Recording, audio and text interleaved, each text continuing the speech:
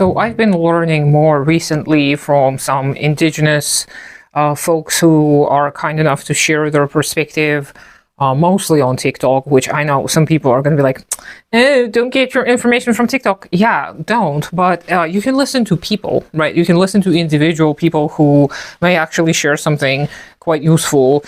And the more I listen to all kinds of indigenous people, some individuals, the more I feel like I'm coming back home, because it is something that I've always had. I felt so much like the land was kin, right? The trees and the streams and all of the things around me were my relatives. I never felt like they were some entity to get use out of. I've always been like, these are things you should show some respect towards, and I'm so glad to see more of this to appear in communist circles, because I know communists are notoriously progressive, right? And I'm just kidding. Obviously, there's a lot of things happening, right, amongst the communists, the Marxists, and that is because people are honestly trying their best to make sense of it all amidst the terror of war, amidst the terror of economic devastation. It is not easy, okay? I understand it's not easy for all of us to survive nowadays. I'm no exception. I'm struggling. I'm making do. It's not the best ideal scenario for me either, and I know we're all trying our best.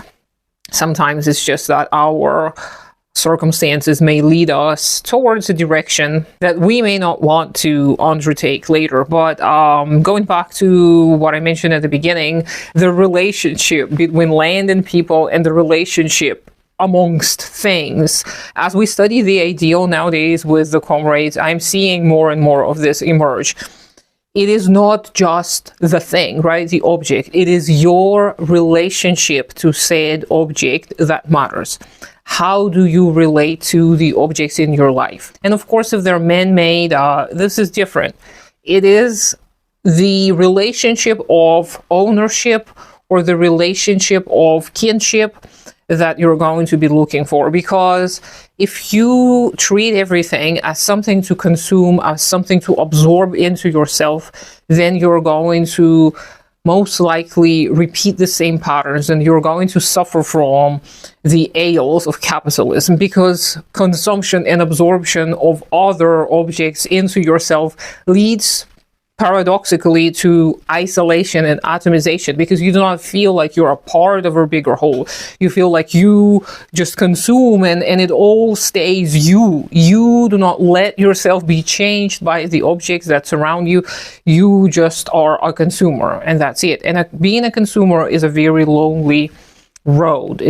It's a very lonesome journey, and I don't wish to keep on going on that lonely road, on that lonesome journey, because I know the joy of connection, and it was not easy. It did not come easy to me.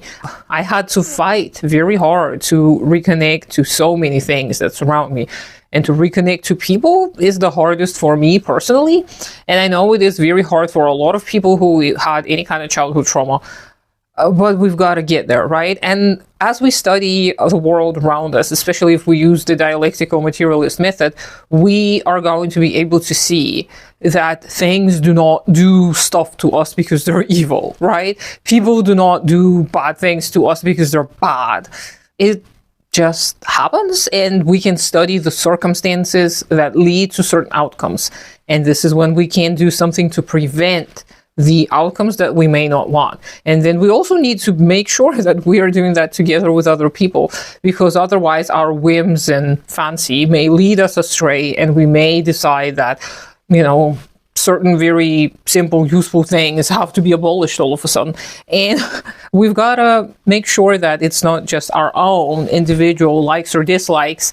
It is the actual greater good. And the greater good, I hate to admit to it, but the greater good feels good to me too. Okay, whatever is good for the planet, whatever is good to the kin of mine is going to be good for me as well.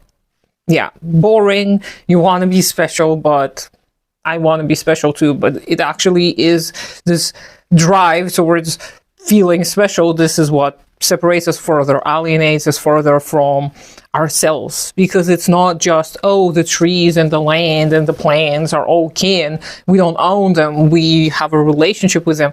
It is also the fact that we become who we are because of all of these other objects and creatures and life itself that surrounds us. We do not belong to ourselves fully, and nothing ever belongs to itself. There is no thing that is absolutely for itself. Everything is in connection and in relationship with something else. And we need to discover what kind of relationships we have with our surroundings.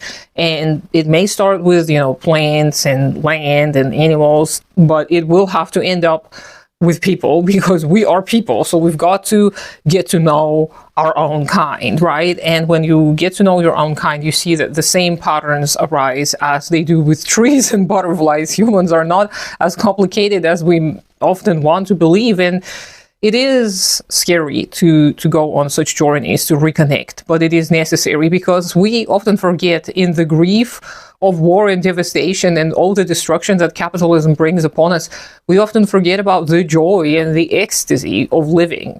When we are alive, it is actually fun, and it actually makes you feel good. And if it doesn't, then you need to try and figure out why. Because there may be a lot of reasons as to why.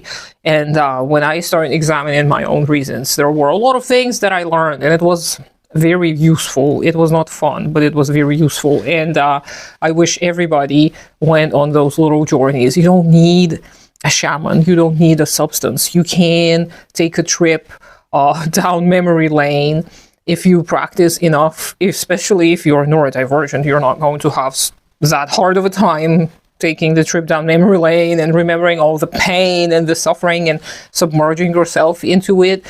It's not going to be as difficult. Of course, be careful. Do not undergo such things if you're experiencing a lot of emotional turmoil, but do take that trip, because you may find out that to connect and to feel like you're a part of something bigger than yourself, and that you want this world to be kin. You don't want the world to be your enemy. You want to do something to make this world a better place for yourself and others. And it is true, I believe, for the vast majority of humans.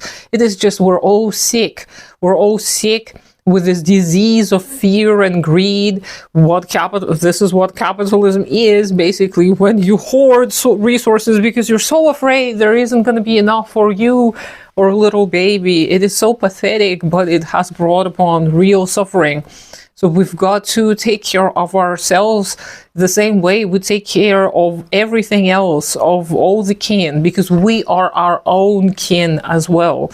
So hopefully you're going to be able to restore your relationship with the land, with the plants, with the animals, and with the people, and all the living creatures.